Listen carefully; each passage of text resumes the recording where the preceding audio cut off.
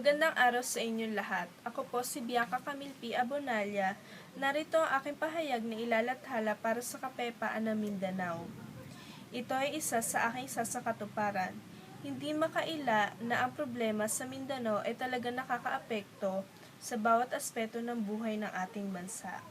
At ito ay nangangailangan na aktibong partisipasyon ng publiko sa ilalim ng patnubay ng mga nasa pamahalaan.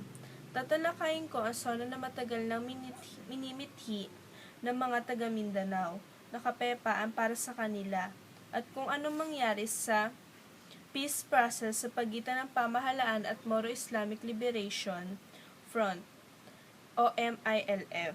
Dahil nakakaabala na rin ang mga patuloy na pagsalakay ng mga rebelyong New People's Army lalo na sa timog na bahagi ng Mindanao. Sa mga lalawigan ng Bukidnon, Compostela Valley, Surigao del Sur, Davao Norte, Davao del Sur at Davao City. Ang Mindanao ay nakaharap sa lahat ng klase ng threat groups. Andiyan ang MILF, NPA, Moro National Liberation o Front Breakaway Groups, mga terorista, orchonis, bandido, kriminal groups at Abu Sayyaf. Kaya kinakailangan ng patugunan ng pansin ang sitwasyon ng Mindanao.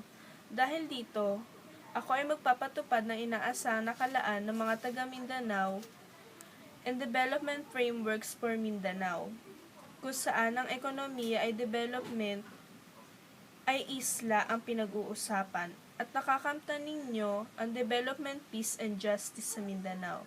At ito ang aking moving forward sona. Dahil tiyak na hindi uusad ang Pilipinas pag ang Mindanao ay nakalimutan at napag-iwanan. Muli nagpapasalamat ako at pinunlakan ninyo ko ng pakikinig.